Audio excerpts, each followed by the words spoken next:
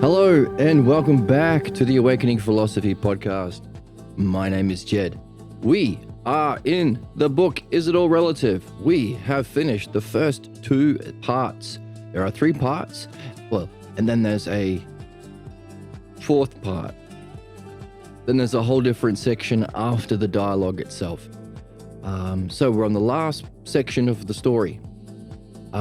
We have been exploring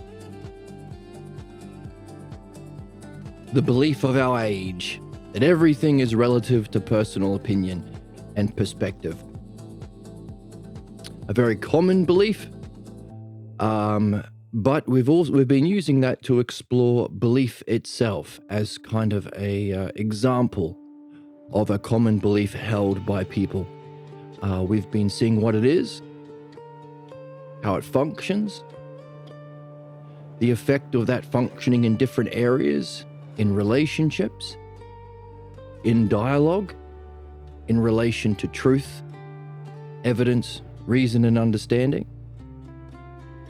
in loving relationships, in society.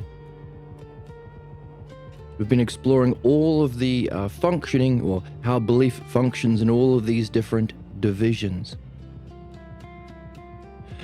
And leading us to a conclusion, belief functions through interpretation. And the big bombshell, this particular belief we've been exploring, that everything is relative to one's perspective, is actually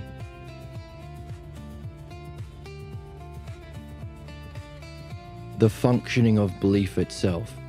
To say, if belief functions through interpretation, which is to project what isn't there and to be blocked or blind from seeing what is there, so we carry our beliefs with us and we project that onto reality and relationships and problems in a way that blocks us from our own learning and development, blocking us from the things we want, the things we need, causing us to fight against our own interests and benefit. That's another way of saying that everything is relative to the interpreter. If you insist that belief is true or has any legitimacy at all, other than an object of reflection to surface your problems or the cause of your human problems that we are here to address, if you think there's any legitimacy in belief at all, you are saying that truth is relative to the interpreter. So the big bombshell at the end of part 2 was to realize that everything is relative is actually the functioning of belief itself. Now, while we've been learning about belief, we've also been learning about its opposite, the good thing, the thing we are supposed to do, the thing that solves problems and actually helps us reach what we want to reach, our excellence in all of the possible ways, understanding. So, as belief functions through interpretation, understanding functions through reading or critical thinking. In other words, we've been learning about understanding by doing it. We've been learning to read in a new kind of a way that's not taught to us in schools. In school they say, "What does this book mean to you?" And you say, "Well, to me, Harry Potter is about Jesus being in my heart and trusting in my dreams and believing in the power of friendships and the heart of the cards." And then, who cares? I suppose if the teacher agrees with your beliefs, then you might end up getting an A. And you end up with the clever students realizing, the whole game of school or education itself is to find out what the examiner thinks and believes and reflect their own beliefs that they agree with back to them, and they'll give you a good grade. So it's a cycle of sickness, a cycle of interpretation. the cycle of the cause of all human problems. So the human sickness, belief and interpretation. So we're learning to read. And by learning to read, we're also learning to understand not the thinking of the teacher, but the thinking of the dialectician in the text, which is also, well, for the author of the book to be able to create a character who's functioning through the dialectic. I might sneeze in a second. Oh, I'm all good. It means that the author themselves has to understand the dialectic to be able to write this character.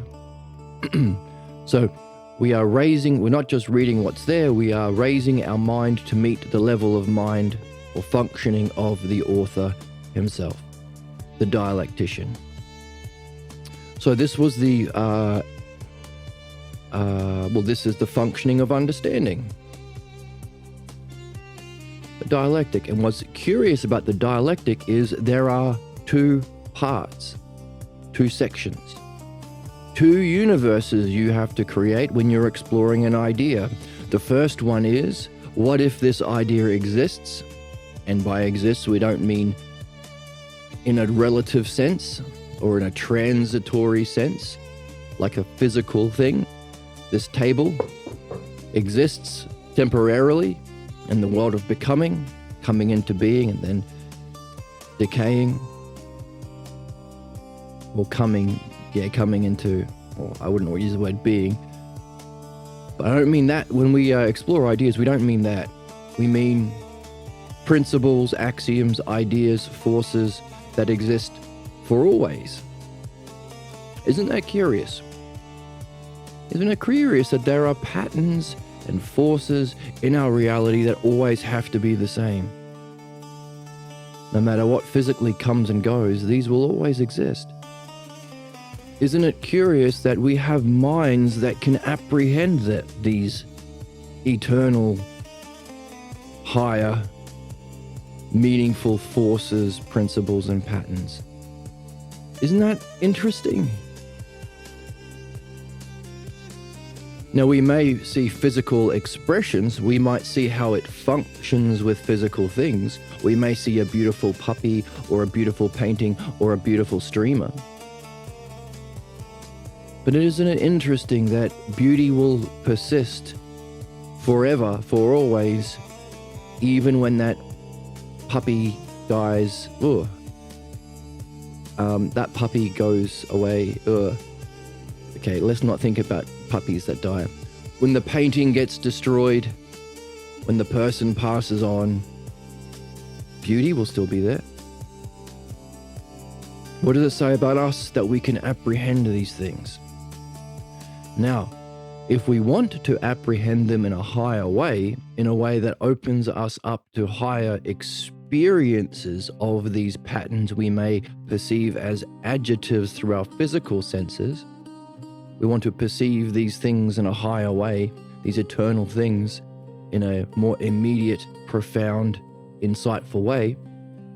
Our method as human beings is, well, what are our choices? We have two. We can apprehend through belief and interpretation, or what's the other option? The other card in our deck? Understanding. And the functioning of understanding, the dialectic. Making it the spiritual experience, if you want to call those non-physical experience of these eternal principles and forces spiritual, because they're experienced in a spiritual dimension. You can call it learning. If it improves our ability to think and changes our way of being for the better. True education. You could call it our evolutionary activity. If you recognize that what makes us more evolved than cabbages, caterpillars, and cows is our ability to reflect on ourselves, ousia in the Greek, and to do so with reason and language, logos. Ousia and logos are the A and B buttons on the Nintendo pad of being a human being. And the dialectic is what uses those two things together skillfully with discipline and practice over time, developing into a kind of virtue of our character and our nature, developing a mastery of the dialectic of ousia and logos, a mastery that we can use for our benefit, making that skill an art. Then this option 2 of understanding and dialectic is also our evolutionary purpose. So lots of ways of pointing to this option of the two options we have as human beings as our purpose or the meaning of life. Now, as we're talking about eternal principles and forces, we're not saying it's the meaning of life for one person, but for all people. And human beings can go extinct. They will go extinct if we don't recognize the root cause of human problems collectively. Same thing, that first option, belief, allowing belief-based groups to rule in society under politics, religion, and capitalism. We don't allow belief to function as a ruling force in flying a plane. No one can say, I believe I'm a pilot, and fly a plane. The plane will crash. You need understanding. You can't believe your way into fixing a car engine as a mechanic. You have to learn how to understand it. In fact, every profession other than those 3 that we mentioned, the ones that we give the most rulership over our society and species, conservatism, capitalism, and religion, politics, religion, and economics. For all of everything other than those 3, we demand understanding and the removal of any beliefs that may influence you. Can't be a racist pilot and crash planes that black people are on if you're a Nazi. Nope, your beliefs cannot affect you.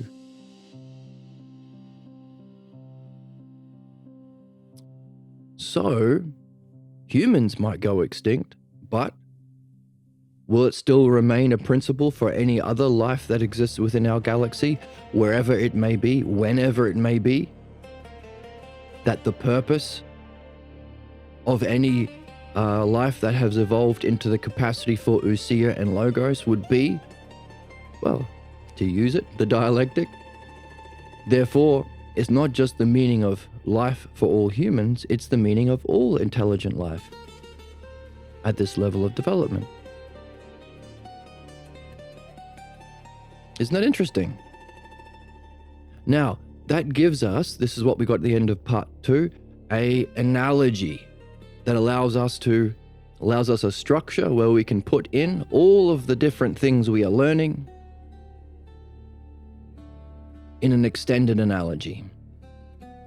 As belief is to interpretation, so too understanding is to reading or critical thinking, or what we have just discovered it is, dialectic. And you can extend those out to include everything else that we have been learning about how belief functions and how understanding functions and the implications of that function and the conclusions. So that's the mega analogy that we were given at the end of book part 2. So this dialectic, curiously enough, you have to create 2 universes. What if the thing exists in the way that we described? And what kind of a universe must it be if it doesn't exist? So what if beauty exists? And what if it was just a matter of opinion? Beauty is just in the eye of the beholder. Beauty is relative. If you can convince enough people that fascism is beautiful, actually, then that's just as beautiful as actual beauty. What if justice exists? And what if it doesn't? What if justice is a matter of opinion? So this is how you explore ideas in dialectic.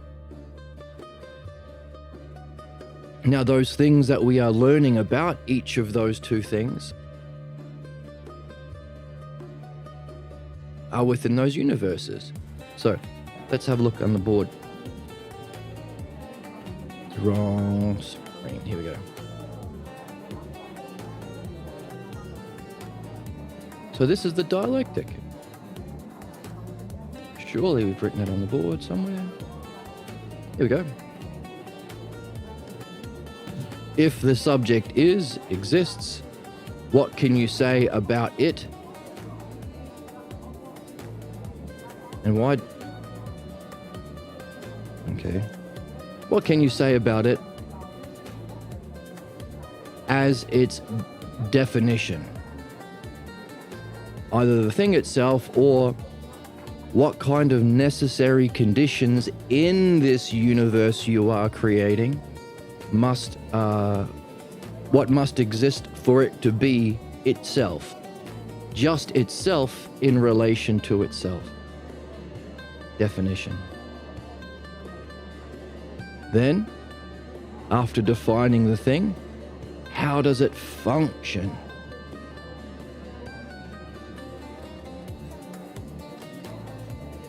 And we're talking about belief. What is belief itself? How does it function? Interpretation. That functioning that we are learning about, how does that function divide up into other areas? How does it divide into what's the effect of that functioning on other things? How is belief affecting Harry's relationship with Aaliyah? Participation in the dialectic. How is it affecting his states of mind? How is it affecting who he might vote for? And what he might do when a fascist, religious or conservative person calls him to kill people under the banner of his religion? How does belief function in society? So those are the divisions.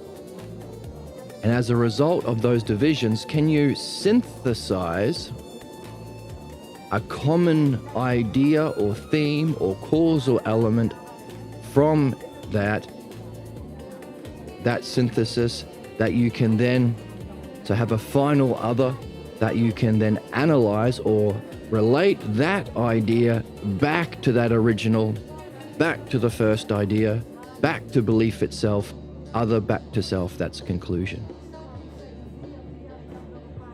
But if we're going to explore an idea, we have to also, hey, what kind of a universe would it be if it didn't exist? So what's the opposite of belief? Understanding. Have we been learning about what understanding is?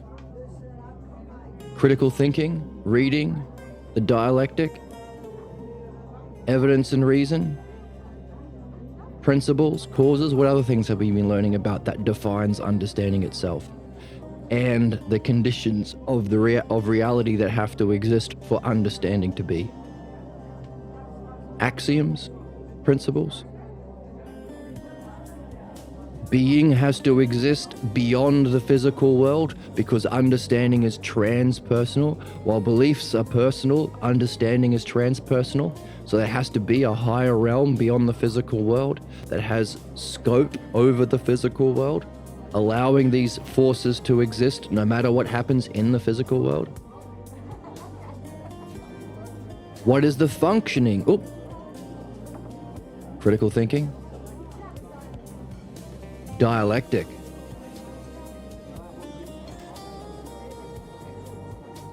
How can you find in the text, can you squeeze from the text examples once you've done this functioning step? Say more than just dialectic if you like. Can you squeeze from the text how that functioning relates to other areas?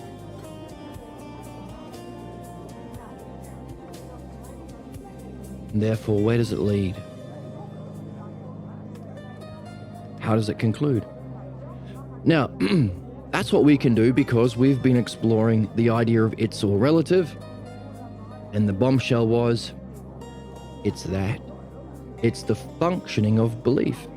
Because if belief is interpretation and you insist an interpretation has any legitimacy other than it seems true, which is fine so long as you are using what seems true to you as objects of reflection, ousia, through step-by-step reason, logos. Oh, that's the dialectic.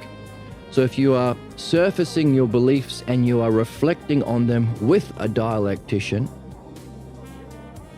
to purify your beliefs, that's called philosophical midwifery. That's how we remove our problems and remove our vice or injustice, become free from our problems. If you're not doing, if you're doing anything other than that with your beliefs, you're insisting that they're worth listening to, that they should rule yourself, your relationships, your children if you're a parent, insisting they should rule society in any way. You're insisting anyone should give two shits about your dumb beliefs and opinions.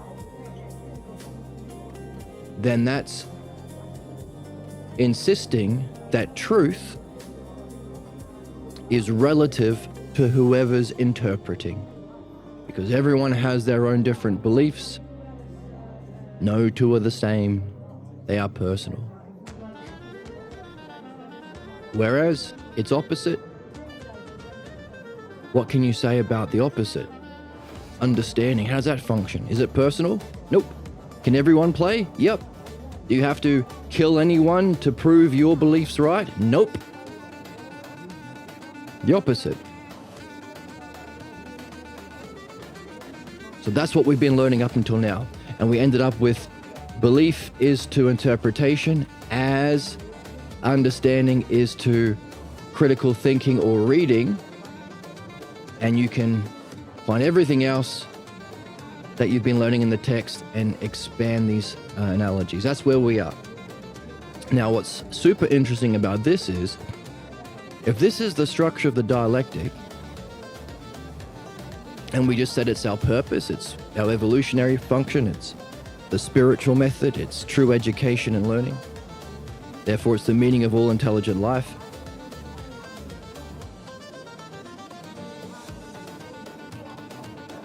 Because we have two options. We either think rationally, which is in alignment with the principles, forces, and conditions of reason and evidence, or logos and ousia, that exist in reality. So we are, like we are doing when we're learning to read, raising our mind to meet the mind of the author. By participating in understanding or the dialectic, we are raising our minds to the mind of the author of reality. We are becoming like the divine. Therefore, all intelligent life should be trying to press the B button. Well, let's not use buttons because we are already using that in a different analogy. Should be selecting option 2, understanding. Now, you might find some irony there, because what belief teaches in the Garden of Eden story, Christian belief or Abrahamic belief, is God doesn't want you to be like the divine. If you eat from the tree of knowledge and the tree of eternal life, you will become like God. God doesn't want that. He is a stupid and angry and jealous God. Why is it stupid? Well, he made humans in his likeness according to the belief. But when we become like him, he doesn't like that, and he gets pissed. So isn't it interesting that belief functions to teach us to fear the very purpose of intelligent life, keeping us stupid and allowing the most ignorant and cruel and sadistic people to rule instead of the best. The best dialectician should rule your soul, your relationships, reality. But the thing about our belief is there is no growth and development. If you are a believer, if you're a follower, then you stay that way. You don't become Pope. There's only one Pope, whereas in understanding, because it's true and transpersonal, everyone aims to be like the dialectician. There's a hierarchy of development, but everyone is aiming for the top. It's not a system of oppression. That's reading. In fact, the author is encouraging you to become a dialectician. If you're not, you're not reading. So all good things happen in the dialectic, and all bad things and stupidity and oppression and sexism and racism and subjugation happens in belief. Isn't that interesting?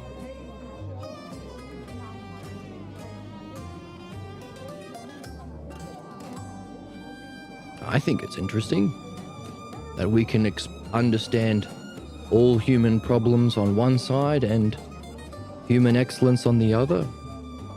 And it's verifiable, and it will always be true. So it's a kind of learning and discipline and nurture that you can take with you beyond even this lifetime. Another reason why it has to be the meaning of life, because whatever that turns out to be, it can't be something that only exists in this physical time. But let's go one step further. If we're saying that the dialectic is how you explore any ideas, I'm going to sneeze.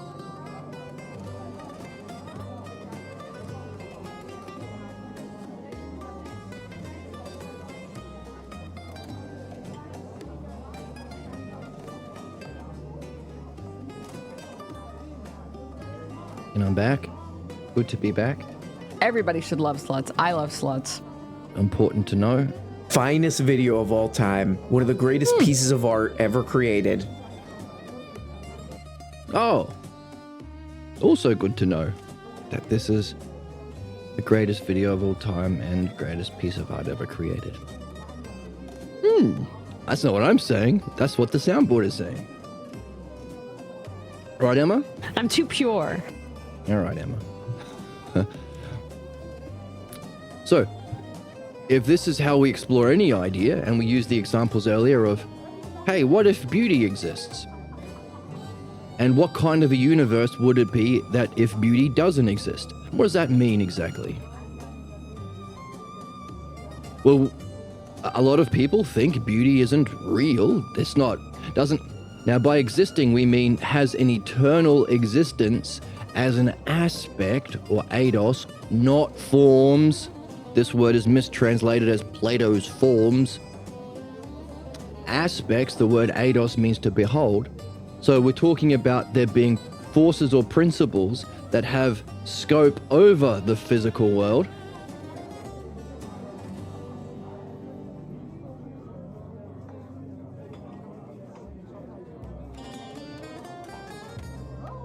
Now, if it doesn't exist as an aspect of being, so being non-physical, becoming the physical, and people still use the word beauty, they might still use it as a concept, but it doesn't exist. It's only a matter of perspective. Beauty is a matter of perspective. Beauty is in the eye of the beholder. Beauty is a cultural thing. Standards of beauty change. I've heard people say that of morality. Standards of morality changes. Standards of justice changes. Standards of truth change. Some people say, well, if there was a culture that had a cultural belief that 1 + 1 = 4, get Terrence Howard and Joe Rogan on the phone and all those jabronis. I don't want to eat a monkey. Doesn't want to eat a monkey, Bull testicles. Bull testicles. but he wants to eat bull testicles. Bull testicles. Bull testicle. Oh man, that lady's certainly saying bad words. Isn't she? Dude, suck my dick. Oh my goodness. So people have said this, that math is just a matter of cultural perspective and all that stuff. Well, of course, famously, Galileo and other scientists have had to write letters to the Pope to say, hang on a second, I'm going to do some science to show that the Earth revolves around the sun. Heliocentric model. Not geocentric, which means the sun and the stars revolve around the Earth, like the religious idiots say. So there are people with all of the power and influence who think that truth is just a matter of belief and opinion. And if you can sway public opinion, control the media, control the politics, control the religion, then you decide what truth is. Particularly relevant idea currently. Because all of these capitalist robber baron sadists are telling us what truth is. All of these conservative politicians just say it's fake news when it's not what they like. A post-truth. Some people call what we're living in as a post-truth world. And as we just defined, believers, if we don't believe it, then it's not true. So they still use the idea, only it's not in the world of being, it's just in the world of becoming. In other words, beauty is just a belief.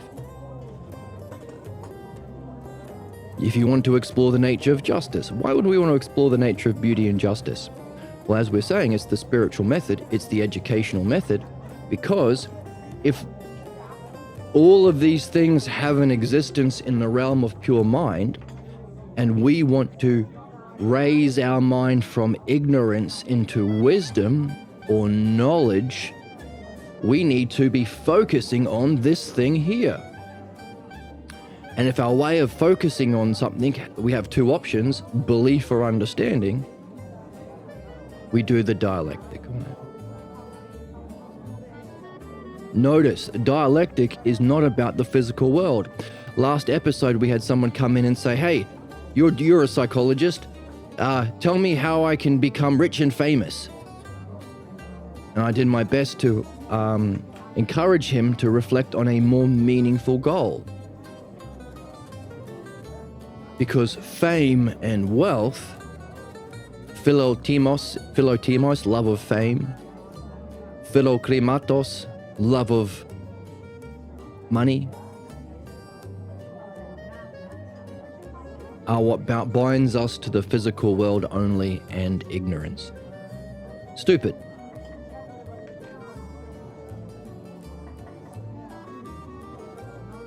That's why we call it dianoia. Dianoia is understanding of this realm up here, realm of being. So isn't that interesting that when we're exploring any idea, we talk about what kind of a reality are we in, if it exists eternally in the realm of being, or what if it doesn't? And by doesn't, we mean, well, we still use the word justice, but it's just a matter of belief or interpretation. What does that mean?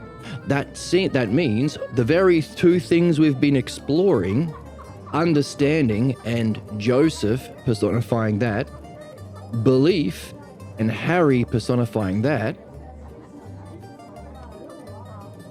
define the two categories of the dialectic itself, our very purpose,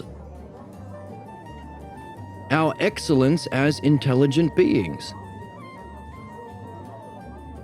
And this idea we're exploring, it's all relative, defines this one. So we were putting it in the what if it's all relative exists category, the first category, category A. But actually, we might as well put it in category B, because it's all relative will be every time we explore an idea. it's going to be category B. What if beauty was just relative to perception? What if justice was relative to opinions? What if morality was relative to culture? Anything else that exists in being? What if harmony was all relative to the perceptions of the society?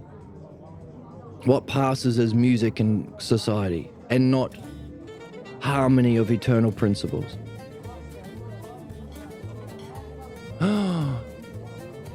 So not only is this very idea we've been exploring this whole time, it's all relative. Not only is it the functioning of belief, one of the two things we can participate in as human beings in time, it's all relative is its functioning. Not only is it that, living here,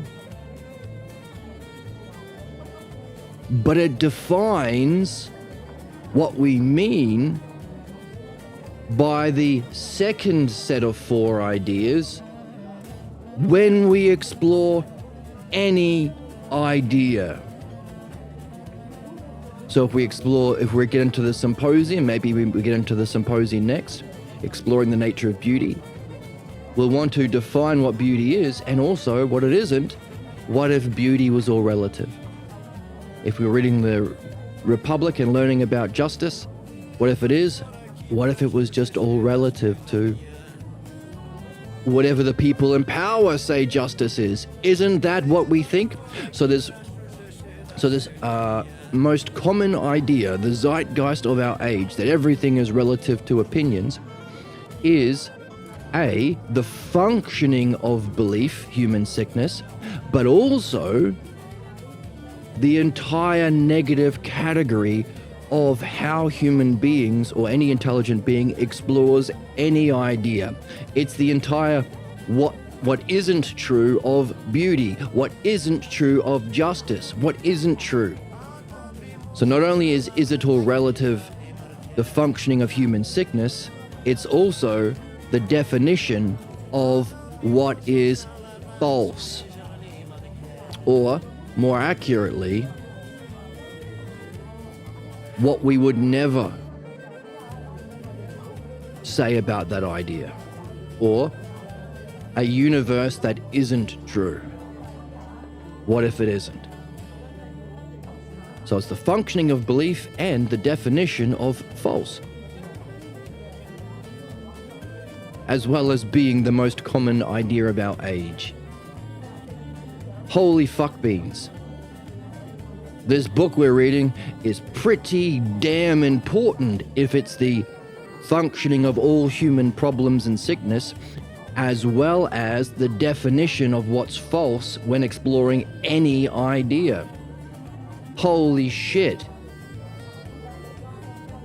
Amazing. If you don't know, now you know. And now you know. Speaking of knowing.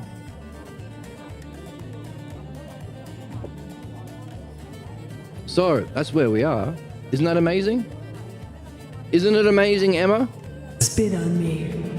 No. Goon, goon, goon, goon, goon, goon, goon. No gooning. Emma. That one's perfect and exactly the case. Thank you, Emma.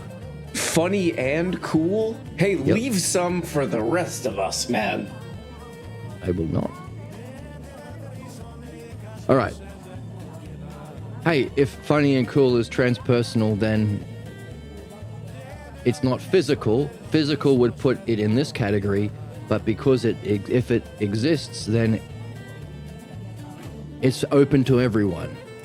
So in other words, understanding would be this category, open to all. In fact, the more understanders there are, the more dialecticians and philosophers there are, the better it is.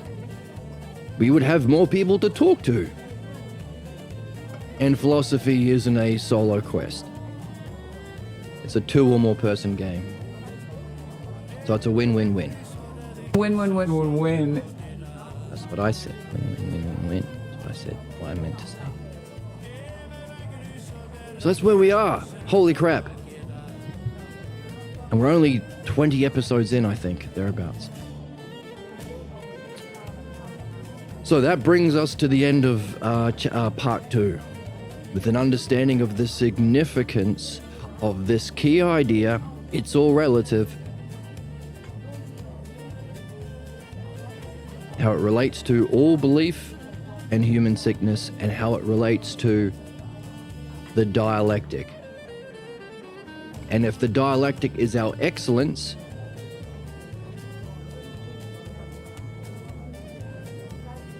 then we could say, by the end of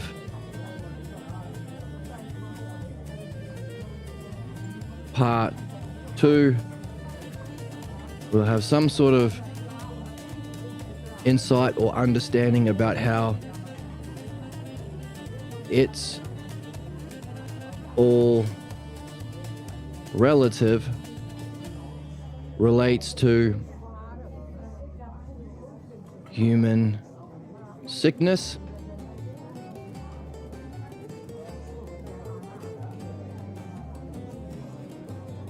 as its demonstration or functioning. So let's make that, let's actually practice analogy here. So if the human sickness is belief, the cause of all human problems, is to so let's move this down here. Human sickness is to its functioning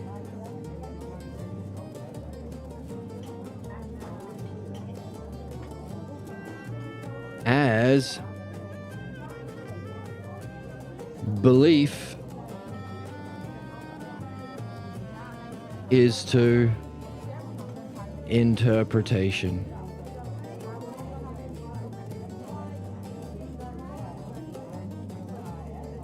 So see how analogy works?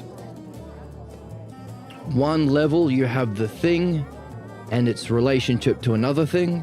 The relationship happens to be how it functions, and then you use a different set of ideas to connect them. As human sickness is to its functioning, so too belief as a way of apprehending one of the two options we have as human beings is to its functioning interpretation, projections, and blind spots. Therefore, it's all relative.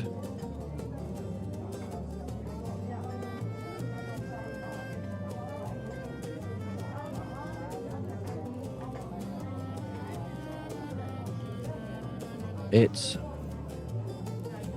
all relative is the functioning, therefore, of human sickness or the nature of interpretation. Because if you're interpreting, you're saying, hey, it seems true to me. That means truth is relative to the interpreter. We also can therefore say, hang on a second, if we recognized that human excellence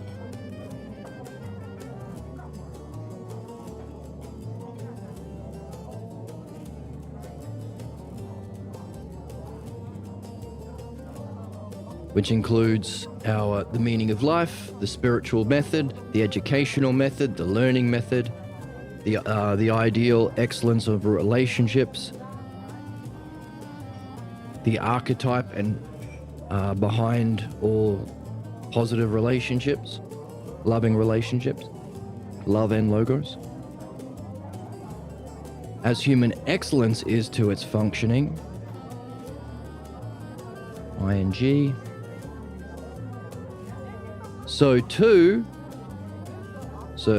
human excellence, one dot means is to a different idea, but then, so that's within the same set, but the double dots means we're pointing this relationship to a different set of ideas. As a shepherd is to a sheep, so that's a whole different world, and you can extend that world. A shepherd is to a sheep, is to his sheepdog, is to his horse and cart, is to his homely shepherd's wife. So too, a king is to his subjects, is to his castle, is to his chariot, is to his glorious queen. So two different sets. That's what the double dots mean.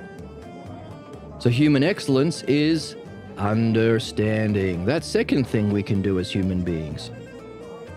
Hang on a second, don't they say that there are two ideas in politics? Conservatives and progressives? And doesn't it turn out that all conservatives ever do is harm and bad things? And to the extent progressives are actually doing progressivism and are not wolves in sheep's clothing, conservatives from the moneyed political class pretending to care for the people and its development, could we recognize that the nature of true politics is simply understanding? So our understanding of what understanding is would also be the true political class, or the, not class, like that, the true nature of what should qualify you for that job. Same thing for spirituality. Same thing for everything. So, something to think about. So, human excellence is to its functioning as belief is to, as understanding is to the dialectic. Hooray.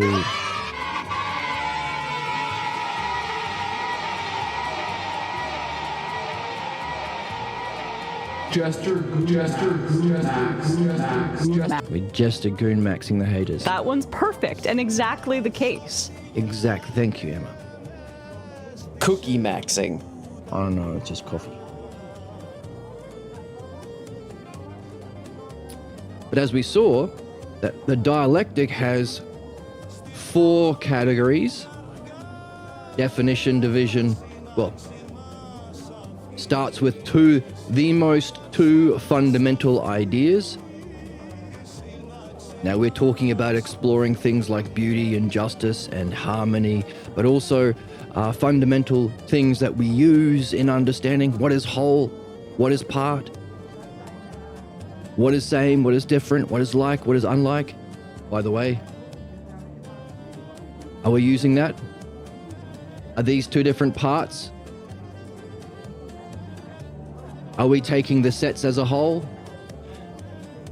When we do analogy, are we saying that there is something the same about human sickness and belief, but there's something different as well because they are like, but also unlike? Does analogy bring all of those ideas, and can we create harmony with our understanding? Can we see the symmetry when we make it? Is it beautiful? So all of these fundamental building blocks of everything, of thinking, of understanding, of reality. By the way, so there we mentioned whole and part, same and different, like and we mentioned putting them together in a beautiful way for our human excellence of understanding. By the way, when we say a shepherd is to its sheep as a king is to his people, is there a lesser term? Is the shepherd lesser and the king greater? If we looked at that, could we say, hang on a second, is there something that's even greater than being a king? Is there an ultimate? Could that be what we are doing in learning to read and function through the dialectic? So what we have defined as these self-logos terms, they all come together in analogy? Something to think about. Now, of course, before we even do any of this, the first judgment we make is self and other. The first distinction we make of any kind of thought, and if everything is from an original source, subject, itself, then whatever that thing is itself, something can't come from nothing. There has to be some sort of first cause. Now, what we are learning in philosophy is it's the self. Whatever it is, it has to be, the first creation has to be some sort of other. That you can therefore say is different than the self. is a different part than the self, etc., etc. And you can say whether that other is like or unlike the self. So in other words, the most primary terms that we use within the dialectic or thinking to explore anything, but just even your direct experience. I'm hungry. I need to feed me. This isn't me. This is a chicken. Look at the chicken. Now look at its butt. Well, that's not true because I don't think so. No, it is. Look, have a look at chicken butt. They're completely lying to you. They're completely lying. No, it's his butt. Pretty sure. So we say, hey, that's not me. I'm not going to feed the chicken. I'm going to feed me. But an itchy nose, you don't scratch somebody else's nose. Wouldn't it be weird if you were walking around scratching strangers' noses because your nose was itchy? So it's the two perhaps most basic terms, but also it's the use of those two primary terms, self and other, that give rise to the four categories.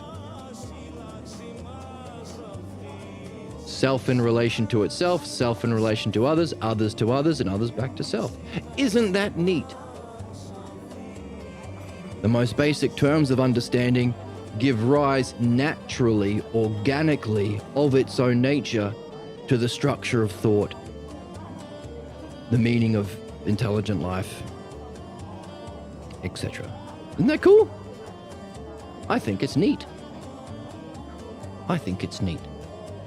In the final quarter of the ball game, you have to throw it, Yes. and that's when it all matters. It's all up to that one. Exactly. And the final thing of the ball game, and you have to throw thing, and it all comes to that point. See, it all comes to this. All comes to the dialectic. Isn't that cool? Now, so four categories, and now we can understand where they come from. But to explore an idea, we need that greater and lesser idea. Because when we're exploring an idea, don't we seek its truth? Are we doing this because we want to, we are reasoning well with our mind? Because we desire our goodness with our belly that we outwardly seek? So these are the three forces of the soul that we've been talking about. We have an inward seeking for our goodness, those goodness terms. We outwardly seek the truth and we reason into a oneness. So these pairs coming together into a oneness for thought. So our head should be ruling what we desire and what we seek. But we seek the truth. We want to know the truth of these ideas. To gain insight, understanding, and even direct experience of what's real, not delusion, not belief, not interpretation. And what's under the category of truth? Lesser, greater, and ultimate. Wow. Didn't we say, hang on a second, analogy. The shepherd is lesser to the king, which is greater. And you can always wonder, what's our ultimate? What's the ultimate rulership of the soul? We can wonder about that.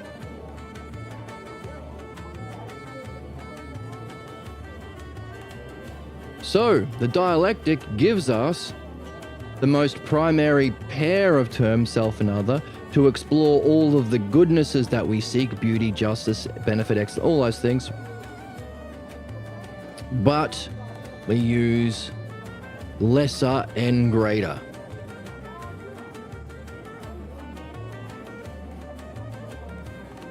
Or true and false, or what if it is and what if it isn't.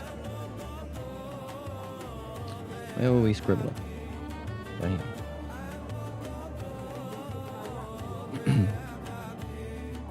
So giving us two categories, each with four terms.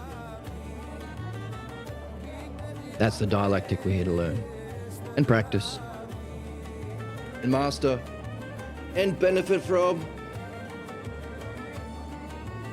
It's a win-win-win-win-win. It's a win-win-win. That's what I said. I said that. The hell's wrong with you people? You sick freaks. No. That guy a suck. Hey, that guy a not suck. You're a baby. You're a little What? baby. Hey, say something nice. If you don't know, now you know. Now Right. we're getting into extreme Jordan Peterson levels of whimsy. I know we are. We're getting too whimsical with the soundboard. Jordan Peterson levels of whimsy. Like how he dresses, specifically. So, if this is our excellence in all the ways we mentioned,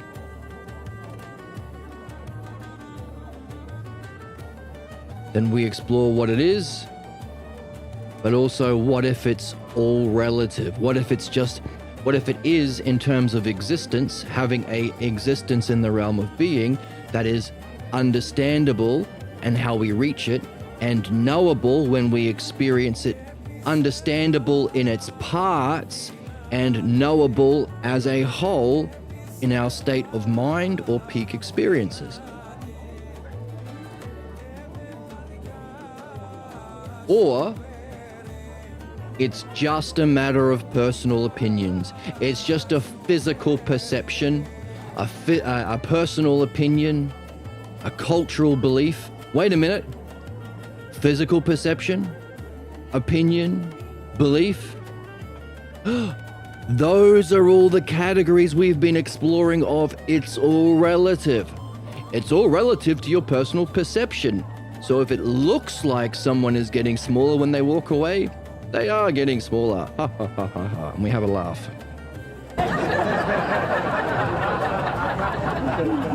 Hey, if it's all relative to personal beliefs. If you believe it's true, then it is true. If I believe that I'm a pilot, I should fly the plane, and then the plane will crash and everyone will die. And we have a laugh. It's all relative to your physical senses. So if the lights are off and you can't see your beloved, you won't know who you're sleeping next to or what to do with her when the lights are off.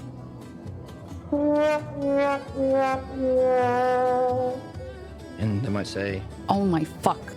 exactly. I'm going to get you. I'm going to find you. Find you. And I'm going to get you. I'm going to get you.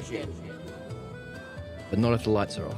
So that's how we were having fun, exploring the implications of that idea. But perception,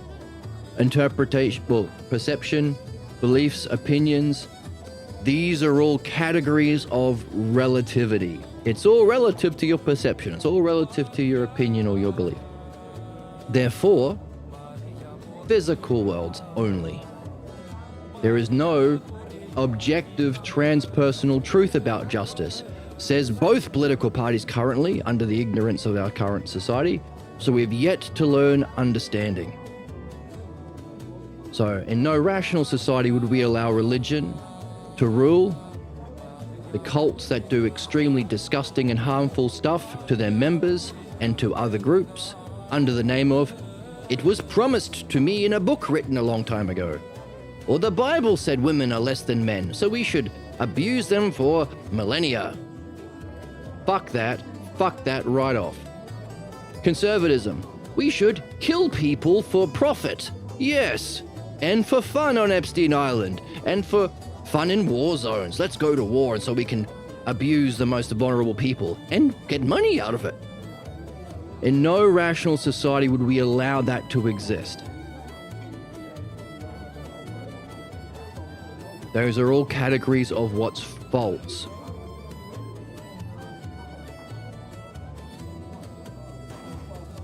The functioning of it's all relative. So it's false and harmful or bad, whereas understanding is true and good and also unifies. It's transpersonal, giving us the three primary terms. Going back to what we said of those three basic categories of rationality, the oneness. Oh, we can unify our species. We can unify our soul. We can unify our relationships. Everyone wins. Life doesn't have to be fucking competition for some stupid fucking reason. Competition breeds innovation. It does not. It never has. We need one person to win and everyone to lose. We need a billionaire Epstein class. Yes, we need it. Bullshit. Everyone can win. That's called harmony and oneness. Harm caused by belief, goodness reached through understanding, and of course, true or false. Belief is what's false by principle, understanding is what's true, giving us the three categories, which are the three primary terms of understanding or defining mind. Mind itself. Cross the green line from ignorance to wisdom. And of course, the self, the true, the good, and the one self, truth, goodness, and unity or oneness in mind. So isn't that neat? So the highest, if all of the other building blocks of thought are in the basketball team with the captain of the one, or oneness, goodness, or truth, we can see they all have a place within the dialectic.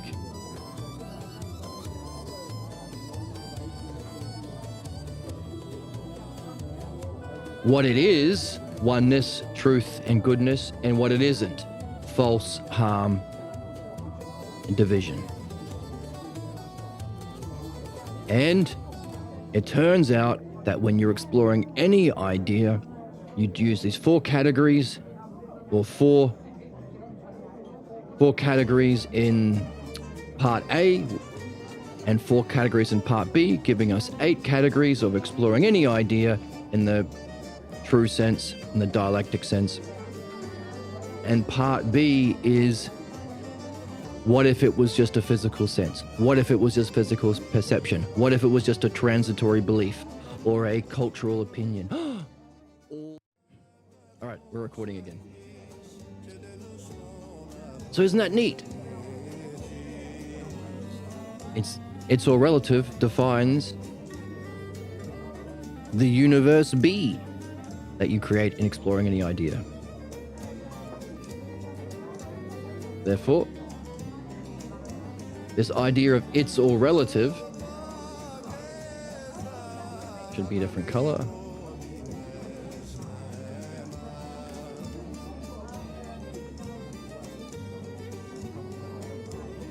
White.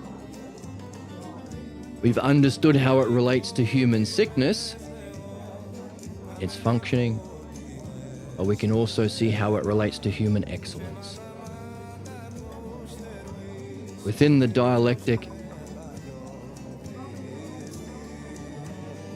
category B, if it is not. So we can see how this most common belief of our age, used to justify belief itself, which are the source of all human ills, sickness, and oppression. So isn't it interesting that we can unify, bring together into a oneness all human problems? We can see how that functions in relation to our sickness and our excellence, which are the two things we have to perfect. We have to do. Our job is to purify what is false and perfect what is true. Pretty cool? We get a cheer from the crowd? Hooray. So, pretty damn significant thing to be exploring. Good for all of you who've come on this journey with me. And of course, I hope you are doing your diagrams and having your conversations over coffee with your friends to make it your own as well. Don't just believe me, because I have funny sound drops. Bull testicles. Bull testicles. That say bull testicles. But, because that would be, that's belief. That's the bad thing. Nail it down for yourself. In understanding. So that's where we are.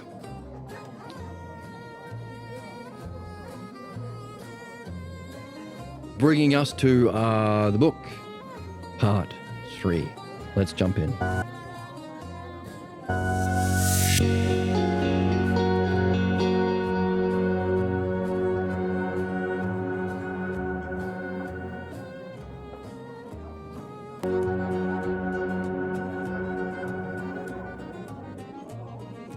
So we have started part 3, so we can go through this quickly without pausing to reflect as much as we did the first time. Of course, this is the thing about reading. Using the model of the dialectic to understand why it is the case, you start with a definition of an idea. You start with some understanding of the idea itself. Then you explore how it functions. Then you see the implications of those functions to other areas. Then you reflect on those things and synthesize it together into a new idea or principle or insight that you can take back to the self. Meaning you end up where you started, but with a new definition. Hang on a second, a new definition? Time for a new dialectic. So so that's how learning works. It's recursive. You reflect and gain, you make new connections. You can always make new connections and gain deeper insight into an idea or a subject or a person. Similarly, because we've reflected in the way we have done of what we've been reading, we can read the beginning of part 3 for a second time and maybe see it in a new way. There's a famous Chinese expression. In order to master a text, you gotta read it 100 times. This might be why. So, Harry says, "Well, Joseph, it seems to me that you've learned to argue well, but I'll still tell you something. Who cares if you believe my theory is inadequate or not? It's still what I feel is true, and no one will ever be able to show me, at least to my satisfaction, that my experience is not real for me. You believe you caught my system in a contradiction, but it's easy to get rid of your objection. I won't call it a theory. So it's not a philosophy. It's just, it is what it is. And that ought to be enough for everyone, even for you." That old expression, platitude we hear from believers, be they capitalists, conservatives, or religious, in order to destroy understanding, our very purpose, end the conversation, sabotage reason itself. They will drop these, I think they call them thought-terminating cliches. Boys will be boys. It is what it is. That's enough. Have you noticed that believers use this kind of aphorism quite frequently?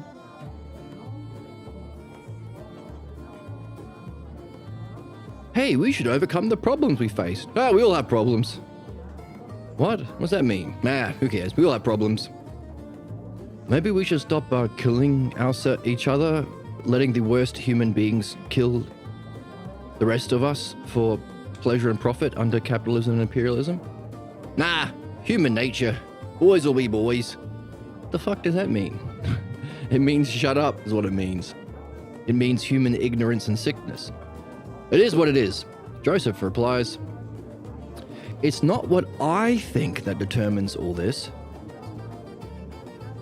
If anyone claims that their experience is real and their statements about their experiences are infallible, then they are making a claim of knowledge. If it's found to be inadequate, like yours, then they may have a point of view, but it's not a philosophy. So for it to be a true philosophy, it has to be adequate." "So what if it's not a philosophy?" says Aaliyah. "Why are you dwelling on that?" "That's a good question. Harry, don't look for a con. It's not a con. This kind of philosophy challenges us to play on a higher level of thought than we have in the past. He's saying, I'm looking for someone to share in an adventure. it's an invitation.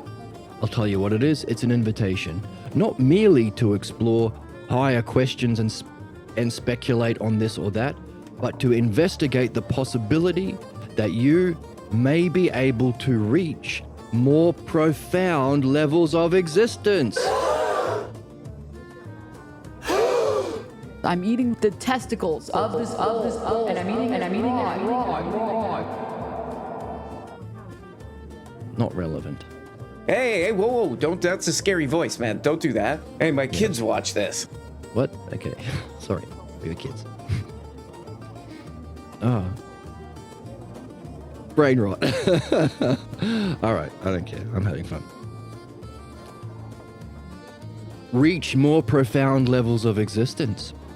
What do you think? Not believe. Do you want to play a new game? There's a new game in town. Harry says. Has anyone ever told you that many people don't deny that you guys may experience these profound levels of existence? We were talking about states of being and levels of being beyond the physical.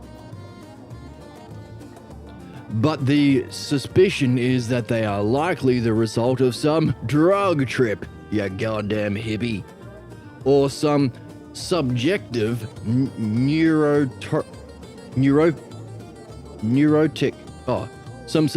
subjective neurotic trip. You bloody hippie. I'm not saying some of you guys may not experience what you call profound levels of existence, but what I can tell you is that doesn't amount to much. You can't point to one dopehead doing their dope on the pot whose life is better because he tripped out. Well, I disagree with that. And that goes double for those of you who have overactive imaginations. You know why? Because it's the action here in the physical world, not in some lofty airy realm. Because the action is here, not in some lofty airy realm. So, given what we've been reflecting on, he is defining perfectly well every single time we explore an idea and we do these 4 categories. What if it isn't? Because all of those things he just said is a rejection of the realm of existence. And as we said to our friend who came into chat yesterday, last time, hey, use psychology to make me rich and famous. No, that's physical world crap. We're interested in understanding this. What is? So maybe, well, hopefully he comes back and blah, blah, blah, blah, blah. Maybe he does, maybe he doesn't. But hopefully anyone can come to understand that all of the things that Harry said is an expression of this and a rejection of this. An expression of what if that thing doesn't exist and it's just in the physical world, and a rejection of the realm of being. It's hippies. I know some people get it through drug trips, but that's not real. It's just subjective. It's chemistry in your brain. And some people get it through the dialectic because we rationally reflect using reason and imagination, logos and ousia. And sure, rational use of reflection and imagination can facilitate those higher experiences of higher dimensions of reality. But you're just an overactive imagination. Get a job, hippie. Build a fence. Make a capitalist rich. Destroy the environment for the billionaire Epstein class. Don't use your imagination and reflect on the principles that underline reality and intelligence itself. no self-reflection, says the believer.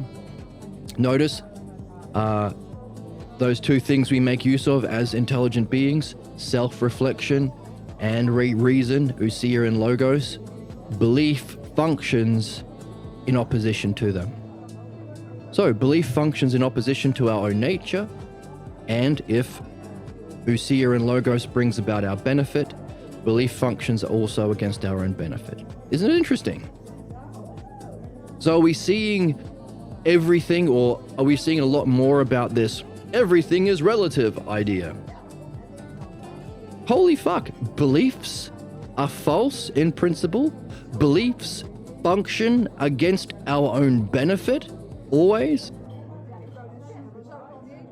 Beliefs are opposed to intelligence and life itself. Wow. This catchphrase, this aphorism that belief is okay because everything is relative to personal beliefs, I guess it's not just, harmless after all.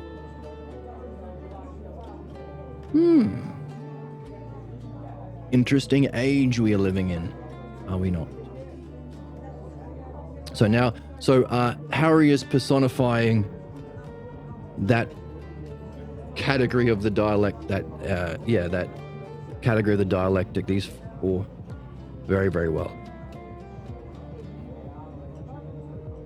And of course, sounding like every villain in every 90s movie. You thinking kids want to do your skateboarding and dancing? That's just hippie nonsense.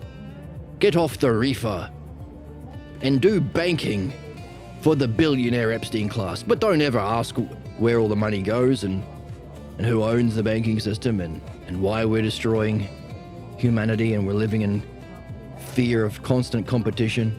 No. So every 90s movie villain as well. Joseph replies, "You can judge experience independent of how you got there." Boom.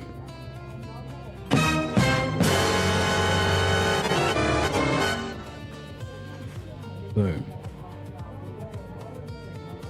You can get there by car, by walking, prayer, meditation, and drugs.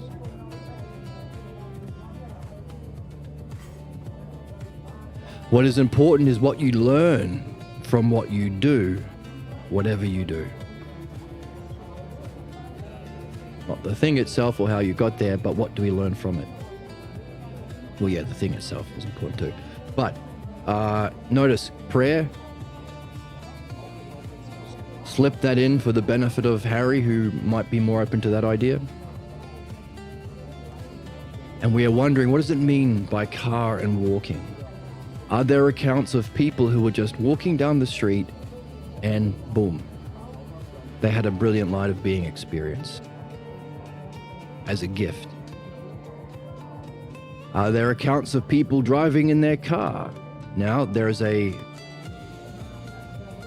saying within the philosophical community: if you are having a brilliant light of being experience while driving your car, make sure you pull over to the side of the road.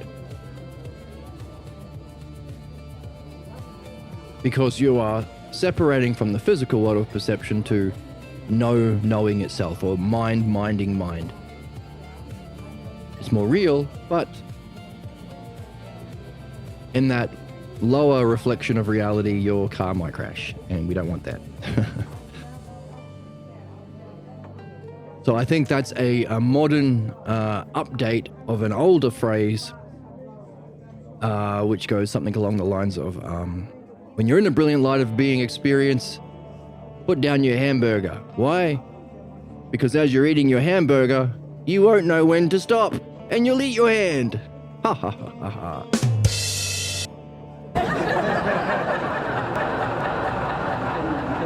Now, I'm not saying these old spiritual or philosophical jokes are funny, per se. I laugh at them because of how cheesy they are. But, hey, speaking of hamburgers. Oh, fuck. I know, I deserve that.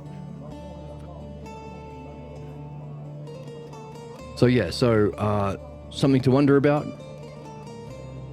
Are there people who've had it while driving? Pull over. While walking? And also while in contemplation, meditation, prayer, and even drugs? So what? You get there, you're there. It's out of time anyway, so who cares? The point is, what do you do with it? What do you learn from it? How do we understand it? Aaliyah, whatever you do, well, some people get off doing one thing or some other. Get off. You go for knowledge, so you're drawn to these issues. But for me, I believe we've gone too far with knowledge. For me, I feel like we should use our minds and spend our energy on saving the planet, protecting the environment. You know, if we achieve peace, that will end the arms race. And if we end the arms race, that will put an end to most of the current scientific projects that are happening. Nuclear bombs and hand grenades. Scientific knowledge, weapons for war, and the destruction of the environment all go together. Personally, I find knowledge boring. I took the math and science classes and I got good grades, I can tell. But when I look back on it, all I can say is that science discovers some interesting patterns. But all it really does is find the nuts and bolts that tie stuff together. So what? You know what I mean? That's not enough. There's not enough in it for me. Now, if I'm off base, let me know. Or There's only two options at the end of an argument. One, you're wrong, but now you always get to be right about that topic going forward. So you get to learn something, which is always a plus. Or two, you're right and you get to revel in being right. It's a win-win-win-win-win-win-win. so, she's open to being either wrong or right. The right attitude to be in. So if you tell me if I'm off base, please tell me how. But not only don't just tell me that I'm off base, she wants to understand why. How is she off base? That's just demonstrating what we just said. What's important is what you learn from what you do. While Harry is just interested in defending beliefs, Aaliyah wants to understand how she's off base if she is. Now, completely understandable position that she's in. Because everything she's learned about knowledge is in this realm. The physical world. The it's all relative. The cause of all human sickness. So people who are stuck in the physical realm have no empathy for human nature, which is transpersonal, human unity, which is transpersonal, human intelligence, the dignity of life. When we allow belief to take over, they use scientific studies for making fucking nuclear weapons and an AI surveillance state and a giant prison industrial complex and phosphor bombs that triple tap children's primary schools for the sadistic joy and smug superiority and personal profit of the Epstein billionaire class. Yes, that's our current education. And yes, even though we pump out hundreds of thousands, if not millions, of students from our education system every single year, we are still doing the most horrendous fucking horseshit to our planet and to our people and to the other animals that share our planet. Modern education isn't fixing shit. It's just making it worse. Why? Because modern education is in the negative half of the dialectic. There is no true universal principles that exist in the realm of being. That's for potheads and hippy-dippy weirdos and wacky Buddhists and monks. Notice, philosophy, true education, the original education of the West in Athens was only this. The thing that moderns deny. In other words, modern education is in the realm of ignorance below the green line. The physical world of what's false and lesser, ignorance, the personal beliefs and image thinking, that's why modern philosophy is philodoxia. Kant's opinions, Hegel's opinions, Nietzsche's opinions, Adam Smith's opinions. And who wins? The guy with the nuclear weapons and who owns the banking system and has bought all the political class and the media. His opinions. Oh, you like Adam Smith? Because it allows you to do whatever you want because the magic of the free market invisible hand? Oh, okay, we'll do that then. Bullshit. So, completely understandable. Aaliyah's understanding of what is claimed to be knowledge is human ignorance and sickness. But what we have been talking about has been a mind itself, being, the intellect, the transpersonal, wisdom, knowing, nous, ousia. These are all above the green line, which brings about our goodness and benefit, our oneness and unity, the truth of reality. Everything we have been saying, you never ever, except at Golden West for a while, where Joseph went to school, where the author of this book taught for a long time. Apart from there, it's all ignorance. And in one of the Jesus and Socrates book that we've just finished reading, there you can check out the YouTube playlist for Jesus and Socrates, a dialogue in heaven. We even trace the lineage. Where did this game begin? When did we stop doing Socrates and true education, our true purpose, and start doing this materialist, reductionist, nihilist bullshit? And we traced it back to Aristotle and Emperor Justinian, sometimes called Emperor Fuckface McGee. You should know that you need to quit living your current life and go start a new one as a minor. That is your life call. You were not meant for socializing with other human beings. You were meant to get black lung. Yes, that's for Emperor Justinian. The guy who murdered the philosophers, shut down the academy, banned reading for yourself, and killed you if you had a book that you wanted to read, and instituted Christianity. Emperor Justinian, beginning the Dark Ages. That's why he deserves black lung, and fuck him. So we traced the lineage to our current professors professing the faith, to Aristotle and Emperor Justinian, and you can do the same thing, and you can check out that playlist on YouTube if you want.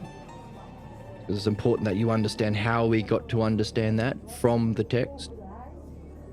So, Aaliyah's position is completely understandable, yes. If this is what's passing as knowledge, it ain't knowledge. But hang on a second, she better learn the dialectic. Why? Because what passes as knowledge is this category. Hey, just because the religious claim that God is a whole bunch of horseshit based on belief, doesn't mean there's no divine.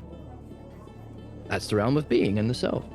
Just because Trump and the fascists say justice is doing harm to everyone, doesn't mean there's no true justice. Just because our culture and our parents say this is beauty or justice or truth, and they were wrong and ignorant, doesn't mean it doesn't exist in the real category of what is. It's the same thing for knowledge. So we can understand her position, but also understand where she's missing the mark. She has to learn the difference between true philosophy, which points to a realm of being, and modernism, which is the nature of ignorance, which can be understood within the structure of the dialectic itself, which is super easy because there's just 2 pages, as we see on this book I've just drawn, and there's only 4 paragraphs on each page. Super easy. They're secretly turned on by it. And yes, and some people are turned on by how easy it is. Thank you, Emma. It's awesome and it's gangster. and it's also gangster. Thank you, Mr. Brown. All right.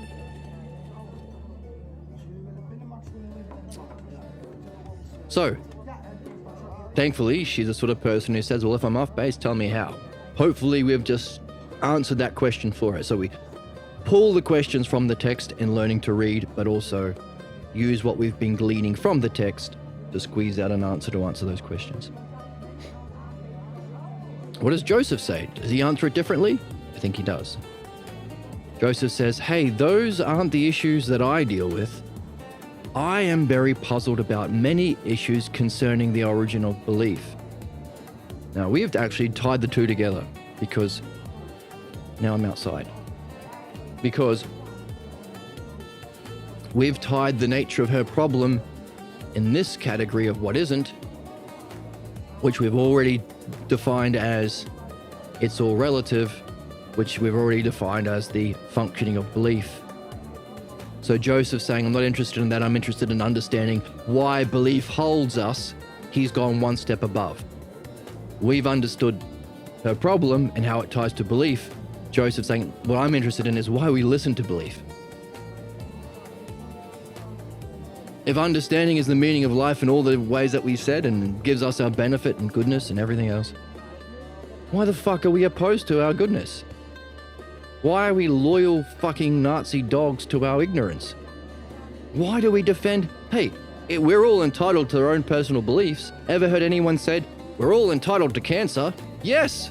I mean, you hear the billionaires saying, yes, more data centers so we can give you all cancer for our profit and your enslavement. You're all entitled to cancer.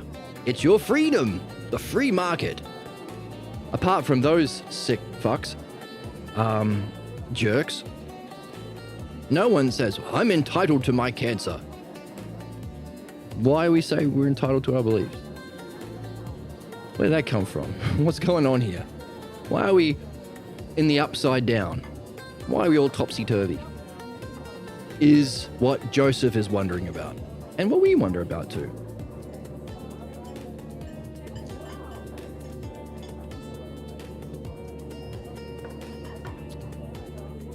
I am very puzzled about many issues concerning the origin of belief.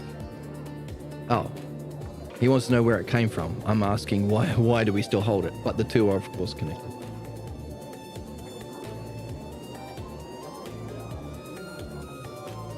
Leah says, like what?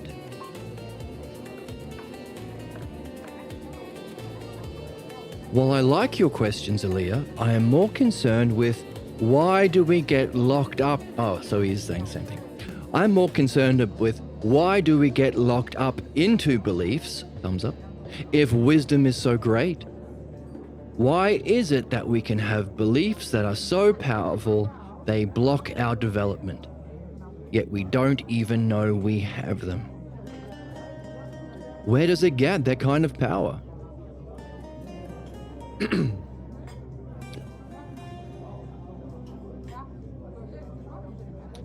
If we could answer these questions, could our schools help expose these beliefs and eliminate their effect? So here we are understanding the nature of Ilya's problem by pointing to the history of our modern education system and why it's only used to create human suffering and it's never solving any fucking problems. And here we have Joseph taking it one step further and saying, this is how we would actually become a rational society, and this is how we would actually fucking solve problems. By exposing the beliefs that we carry, understanding where we got it from, why it's so powerful, how it blocks our development, and where it gets its power, so we can eliminate the effect. The effect of what? The effect of the root cause of all human ignorance and suffering. This would be, therefore, the model of a good, rational, necessary educational system. Holy fuck, this book is a goddamn banger. I'm cute. Like, it's cutie. Okay, I love this guy. thank you. The T-virus will transform me into An epic creation. Okay, everyone on my soundboard's a bit wacky. This will transform us into an epic creation. This is the T-virus, but in a good way. Oh, very handsome and or pretty. Okay. Bull testing. Bull testicles. Bull testicles. Exactly. Leah. So these are the questions you guys explore together? It's the questions that we explore here on the channel. Joseph says. No. What? There are other questions more complex or interesting than these. Oh, well. Okay, I think these are pretty good questions too. Like, whether or not knowledge is one or many, and if many, does it admit of various kinds of knowledge? Wow, we've gone from recognizing belief and understanding are our two options to a different level entirely. If belief is a human sickness, that blocks a higher kind of knowledge, state of being, and access to reality. Understanding is our excellence because it must facilitate that. What the heck is that we are facilitating? What is that knowingness? What is knowledge? Is it one? Is it a singular thing? Are there many knowledges? One or many?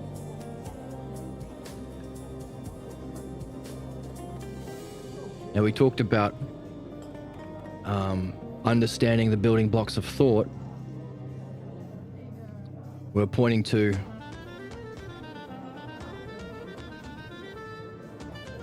yes, whole and part, same and different, like and unlike. But we said even beyond that, there's a different category. Self and other, and also one step under that, one and many. And from one and many, you need many to have parts. You need the idea of one for those many parts to come together into a whole. So these two, should probably put them above, because we've got a hierarchical ordering of these terms and how they unfold in reality, which is important because we want to understand how reality came to be, but also how do we return? Isn't that our job? Not yet. To reach the highest state of self?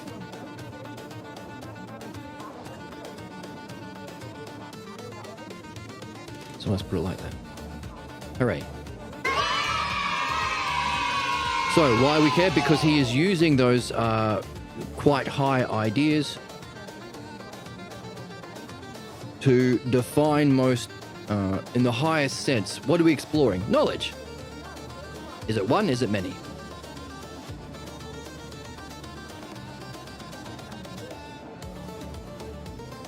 Let's go right to the top. Now we could go one step higher. Is it of the self, or is it of something other than the self?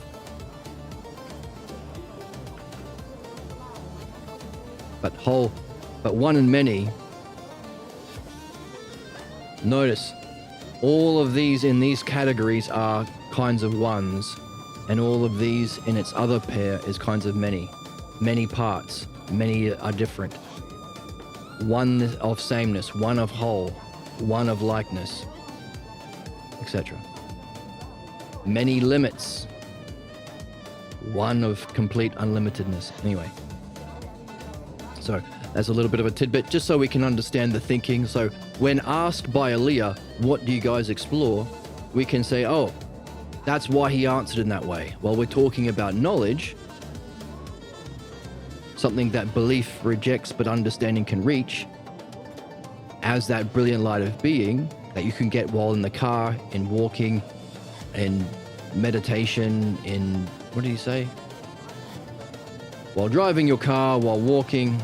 Get there by car, walking, prayer, meditation, and drugs. What is that? So we can see the first thing he opens with is it one or many?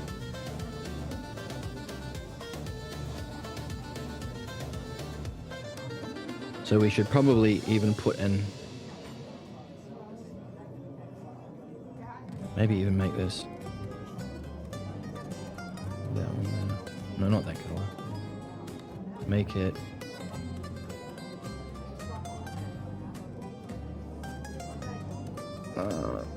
this one. Damn it. Damn it.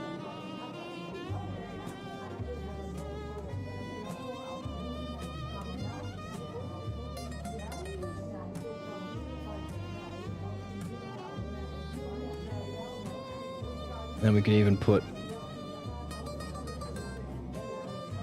a line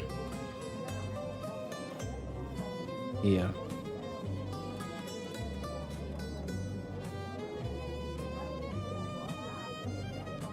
The self and other kind of stand apart even from that, whereas one and many kind of define these. But anyway, that's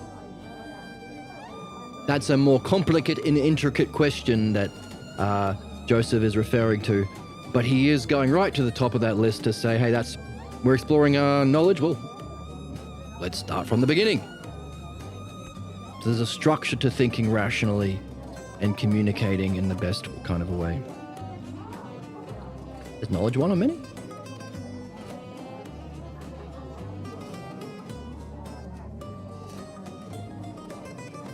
And if it is many, does it admit of various kinds of knowledge, or is there one kind of knowledge? Is knowledge one kind, or is there many kinds? What an interesting dude this Joseph is. What do you think, Aaliyah? I can't even imagine going around with a question like that on my mind. So that's what you call being philosophical. Not quite. Oh. Fuck. Not quite. That's being philosophically pregnant. And when that question going around with that on your mind, that's nurturing not a baby fetus, but an idea fetus. Having a question like this that is significant to you, that you care about, that's interesting, that is of the realm of being, not just physical stuff, and going around with it in your mind. To carry a question is to be on a quest. And I press the quest button.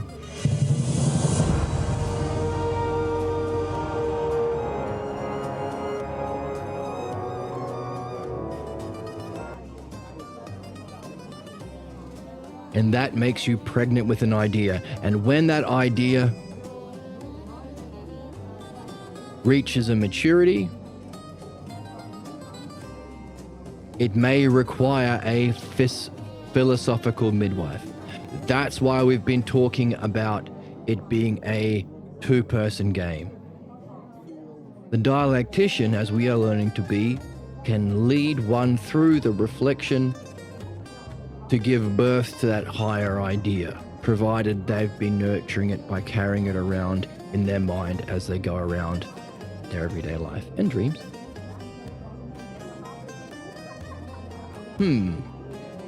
Giving birth to a higher kind of birth.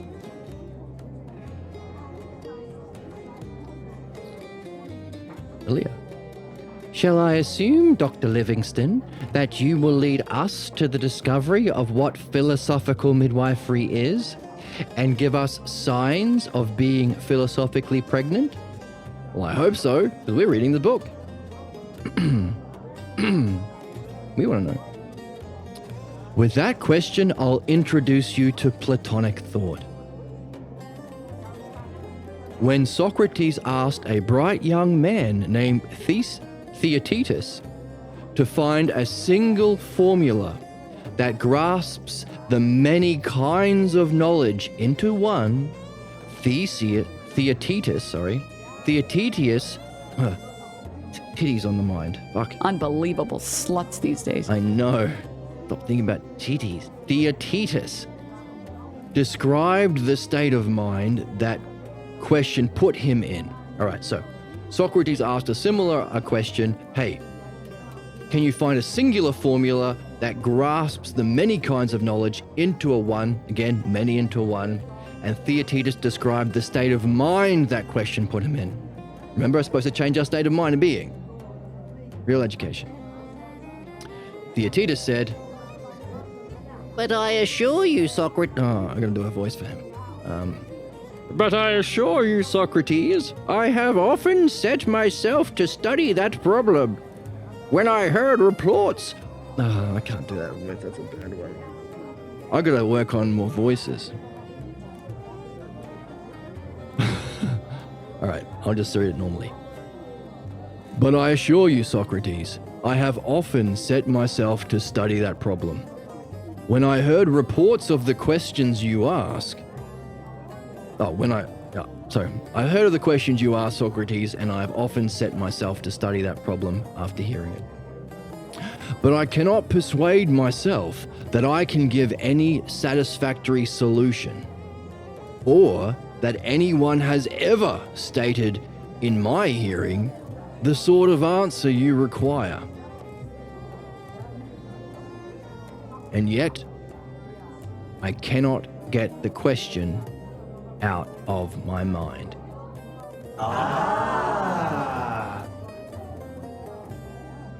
So, when he heard about the sort of things that we are doing here, is knowledge one or many? Can you bring it into a one? When I heard that there was a dude out there called Socrates asking these questions, I set myself to study that problem, but I can't give any answer. I haven't heard anyone give an answer, but I can't get it out of my mind. Holy crap, what a curious state of mind. Considering earlier in the text, we had Joseph saying, "Hey, listen, look, you guys are not going to be able to get into critical thinking, reading, understanding unless you are willing to go through, pass through perplexity and doubt. That is inevitable if understanding is to be reached." So we saw that on page 64. Oh yeah, like right at the end, like 2 pages back. And now here we have Theaetetus, where we learn about what philosophical midwifery is, describing an extreme, a profound level of perplexity and doubt. I can't say it. Fuck.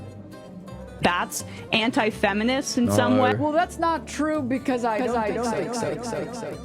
It's not true because I don't think so. Anything for a click. All right, okay, get off my back. Extreme level of perplexity and doubt.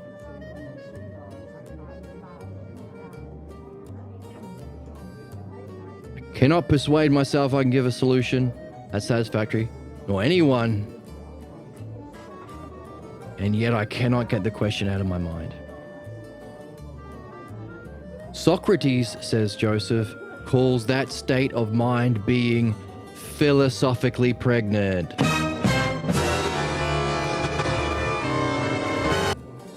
Hooray.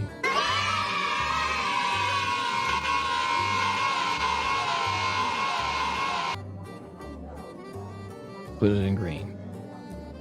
Alea says, "Thanks. That's some state. I will have fun figuring out exactly how many points are in that quote." Oh, so that's a message to you. But one thing is clear enough. Theaetetus doesn't have the question. The question has him.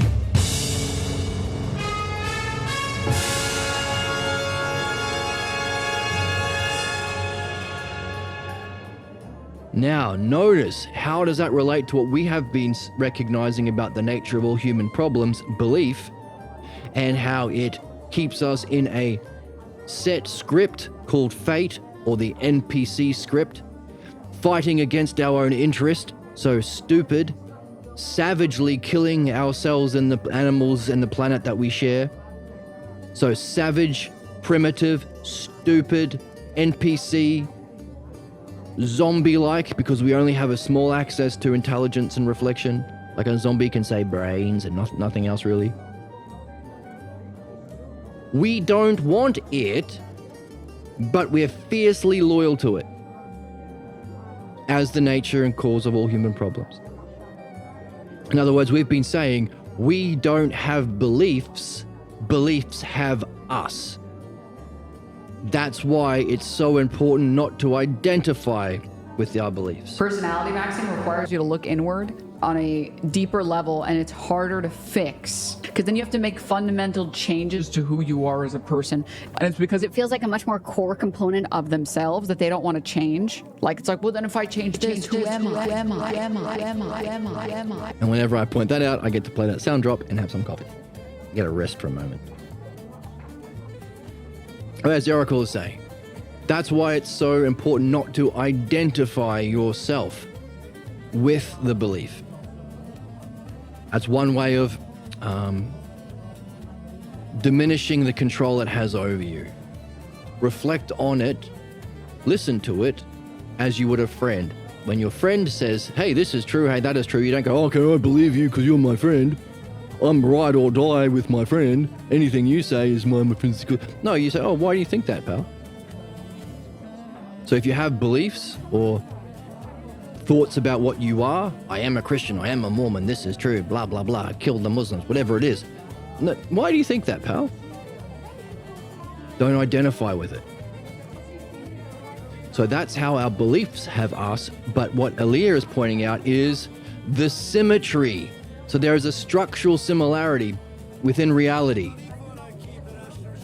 As we're seeing, beliefs and image thinking is a distorted reflection of knowing and understanding. Vice is a reflection of virtue in a distorted way.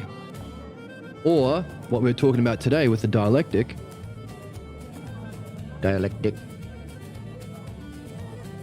What isn't true in beliefs is a distorted, symmetrical reflection of what is true. So, whenever we gain an insight into one, we can look for an insight into the other. That's analogy. So, just as, so we can make that into an analogy, because we're learning about analogies. That's how we put it all together. We've got all these analogies there. Let's add another one to our list of analogies that we've been building. What color? What color? This one here. So, as beliefs have us as the cause of human problems, beliefs have us. We don't have beliefs. We don't have beliefs. Why would we carry that which opposes our benefit, growth, development, goodness, unity, and what is true? We don't. We've been conned. We don't have beliefs. Beliefs have us as the nature of human sickness. So too, double dots. What color? Ideas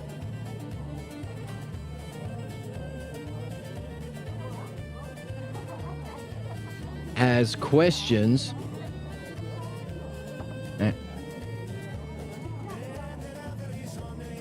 Now, ideas, capital I, we're not talking about physical things like ideas about how many beans there are in China. Ideas as questions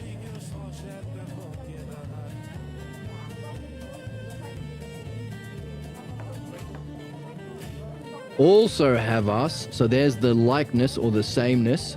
So there's a difference here, but there's a sameness here. That's what analogy explores, sameness and difference, which are on that list. Remember, sameness and difference. The primary list of things in reality from creation, from the beginning, but also the building blocks of thought. Same and different, like and unlike, right in there.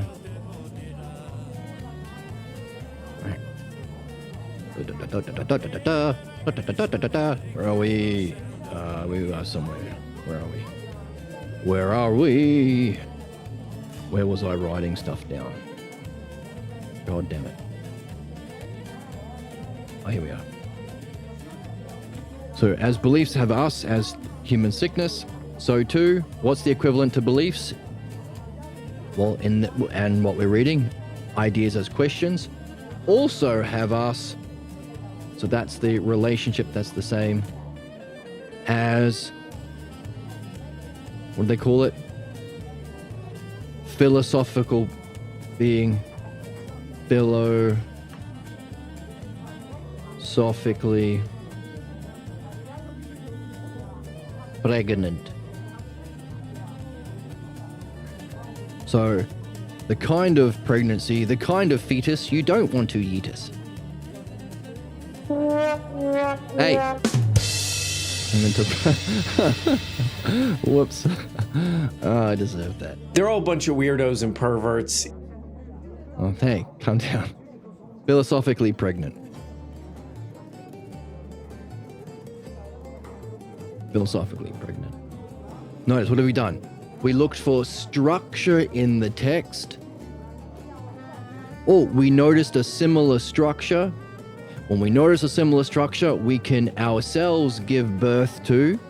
So, because we have been carrying this question and this wonderment as we've been reading about the nature of human problems for so long, for 20 whole episodes.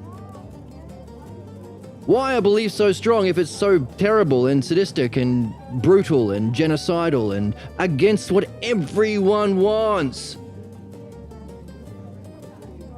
Why are the best people the most hated and feared? The people who can help everyone, the best of us. So, all of these questions, why are they the most hated? Why are we so savage? Why are we stuck in scripts? Why don't we listen to Socrates? Why is education not solving any problems? Why is it only nuclear weapons and hand grenades? All of these questions add more power and energy to us carrying this primary question, what the heck is the nature of belief? As we've been reading, that's carrying a question. We're percolating, we're gestating the idea fetus. In doing that, remember, carrying a question is to be on a quest, which is the level up sound, but you get it. We can therefore notice a structural similarity when we hear, oh, and I didn't write it properly on the board. Oh, here is Aaliyah saying in the text, this is reading, that ideas as question have us. That sounds similar, symmetrical to what we've been carrying. And once we have the structure, then we can turn it into an analogy and then fill out the other terms. So everything that we've been carrying in this, we can find equivalent for. So everything we've been learning about human sickness, we can find an equivalent for with being philosophically pregnant. Like king is to his subjects as shepherd is to a sheep. Oh, but the shepherd also has a sheepdog, also has a tent. We can find the equivalent for a king. Army, castle, etc. So that's looking for the question in the text by being philosophically pregnant with an idea, looking for the structure and then the terms. Isn't that all it is? The dialectic structure and the philosophical terms? What we've been doing? Oh, the analogical structure and the analogical terms as well. Pretty neat. So it becomes effortless.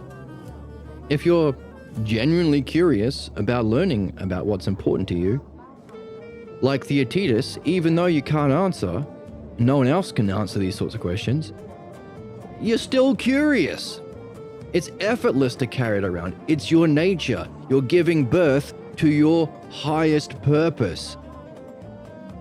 So these are the two things. We're here to give birth to and abort the false beliefs that we carry with us into this life, and then learn in a upbringing in our house, with our parents, with our culture, with the religion, with the time and the place we were born. So we're here to purify this, get rid of this this fetus, but we're also here to give birth to our excellence, give birth to this philosophical idea. These are the two aspects. So we can find similarity and gain understanding and insight of both. Again, carrying the question, looking for the terms in the book as we read. See? Fun? Is it a win-win-win? That's weird that you think that. No, it's not weird. I think that it's amazing. I think that. If you don't, Do a poggers. Do a poggers exactly. It's a win. It's a win. So, pretty neat. I think it's neat. That's some state, says Elia. I will have fun figuring out exactly how many points in that quote. That's for you to do. But one thing is clear enough, Theaetetus doesn't have the question has him.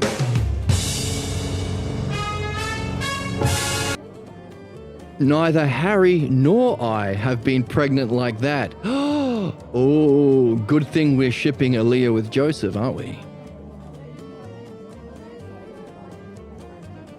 So what are we learning? It's also the archetype for a healthy relationship. Imagine a kind of relationship like this, reading like this, exploring like this, wondering like this, addressing what we're naturally curious and interested in like this, giving birth to ideas like this, pregnancies like this. Is that the division stage of the dialectic? Our ideal functioning in the division of loving relationships? Neither Harry nor I have been pregnant like that.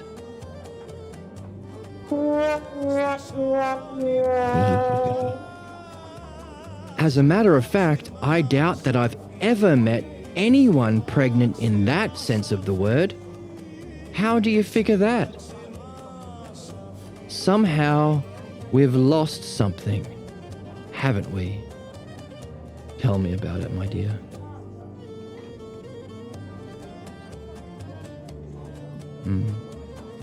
As a philosopher, tell me about it.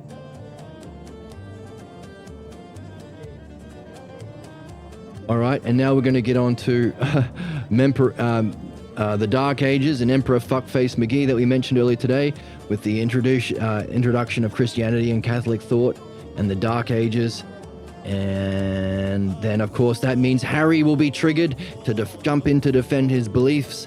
So that seems like a good place to take a break.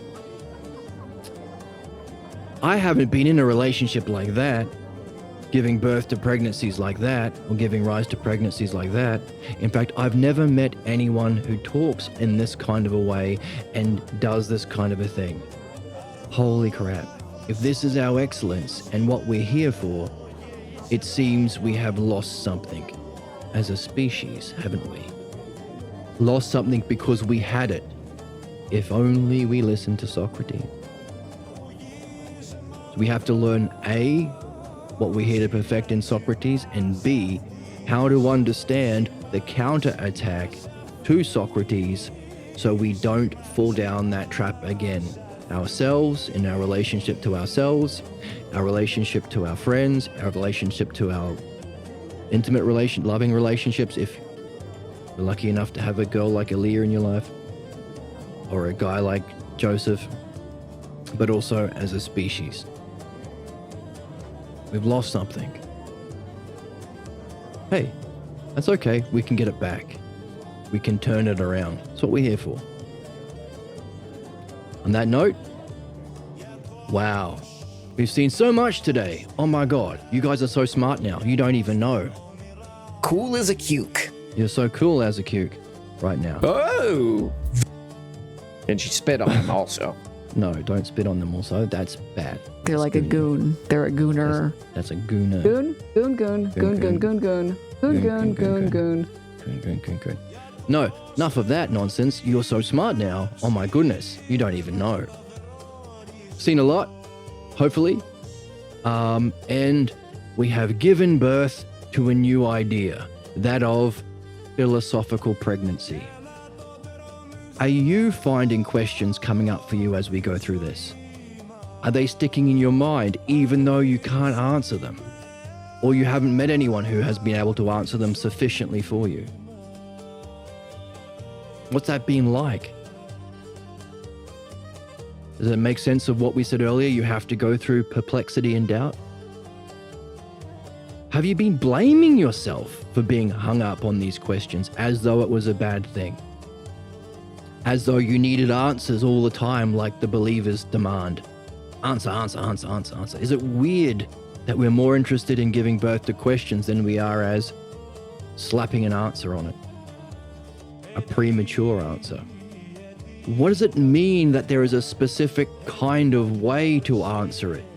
Somebody came into the chat recently and said, "Hi, I want some advice." And I said, "Well, my advice is don't ask for advice. That's stupid." Because that's just slapping a belief and inviting someone to play their believer role. Notice Aaliyah said, "Hey, if I'm missing the mark, please explain how." Which is my life.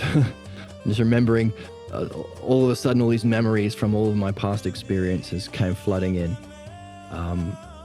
My confusion with people getting mad. I mean, just if I'm missing the mark, explain how. I need to get mad or weird about it.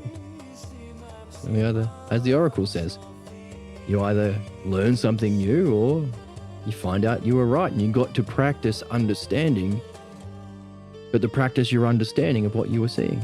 It's a win-win. It's a win-win. That's what I said. So what does it mean that the answers to questions come to birth in a different kind of a way? It's not getting advice or an answer for someone else. It's being asked a kind of series of questions about an idea, using that structure and terms we've been learning, ideally with reference to a text you are both reading, or your dreams, or both. Dreams are a kind of a text. A mean term that you can both focus on, so that you give birth to the answer that you've been percolating, gestating in your own pregnancy and wonder. The question you've been carrying on your quest. A different kind of way of answering questions. The opposite of everything we've learned in modern education. And next time we're going to learn where that sick idea of education came from. Giving the right answers on a test is very, very different than a human life going through stages of development, nurturing a question until they're ready. Hey, everyone has a test on the same day. What the fuck is that supposed to mean? Is everyone ready to give birth? Hey, all mothers have to give birth on the same day. That would be insane. We demand that of schools. Everyone has the exam on the same day. What bullshit. Is this true education? Giving rise to questions, carrying them as we read and explore together and reflect together. And then once you're ready, meeting a philosophical midwife or dialectician, what we are learning to do ourselves to guide us through that process of giving birth. Is this what we're here for? Notice also we mentioned, hey, by the way, couldn't schools address the nature of the other kind of birth? The fetus we must yeetus? Yeet. The sick idea we're carrying, the false beliefs we're carrying, by seeing where they come from. Let me just make sure I'm getting it from the text here. The origin of our beliefs, what locks us up into them, why are they so powerful that we have it even though they block our own development or goodness, where they get their power. Therefore, couldn't all schools be addressing that kind of birth as well as this new one we're discovering? Two kinds of birth that a dialectician can give birth to in his role as a philosophical midwife. Is this what it means to be a true teacher? And as we're giving rise to states of mind that are not just for hippies who need to get a job, like fuckface Harry is saying. Sorry, I shouldn't call him fuckface. Like literally suck my dick, dude. Well, maybe we'll say that to him instead. Maybe we'll say, You've been a bad little girl and you're getting a vigorous spanking right now. and then we'll say, Calm your fucking tits. calm your tits to Harry. Calm your tits, Harry, when you say, well, yes, you're a dope fiend. Yes, you're a dropout dope fiend on the pot. Yes. Bollocks. You can get it in any kind of a way. Meditation, prayer, drugs if you're lucky. It's not guaranteed. Walking or even driving a car. It's what you do with that experience that makes the difference. So considering it's of that nature, it's not just a teacher that whom facilitates the philosophical birth either of the yeetuses, the fetuses you abort because they're false beliefs that are the cause, because beliefs have you don't have them, or giving birth to those good ideas that we are here to give birth to as our excellence and highest purpose, as it's of a spiritual nature. Is this the true nature of what it means to be a guru, which is a fancy name for a spiritual teacher? Is the guru simply a philosophical midwife, practicing the art of the dialectic, not only rationally exploring ideas, but does the dialectician become a guru or philosophical midwife when you also take into account the level of the human's own personal development or gestation of their question, either their question about their problems or the question about their higher idea? Either way, timing. Does timing play an essential role turning the dialectic into a philosophical midwife? Therefore, would a philosophical midwife be a higher kind of dialectician? Would that be our highest excellence as a human being? Because that is what solves human problems at its core and gives rise to our highest excellence. Something to think about. So, contemplate. I hope in that reflection you have given birth to some questions or puzzles, and I hope you can stand and go through the puzzlement and perplexity of carrying those questions without an answer. And if you're even luckier, no one in your life has been able to satisfactorily answer those questions, meaning even more energy for you to carry that question, even more delightful pregnancy for you. So congratulations if you've been around idiots. Not idiots, it's just not part of our culture anymore. And that's what we're going to learn next time. Why did we lose it? Why did we lose something so essential? Essential to the human condition. The entirety of the human condition. Where did we lose it historically? And good to know, because we're getting it back, aren't we? And I couldn't have been doing this without you, because it's not a solo quest. It's a 2 or more person game. If I didn't have anyone to talk to, I wouldn't be able to go through this myself as well. So I thank you for joining me. I hope you're having fun. I hope you're puzzled. And I hope you have some interesting dreams tonight.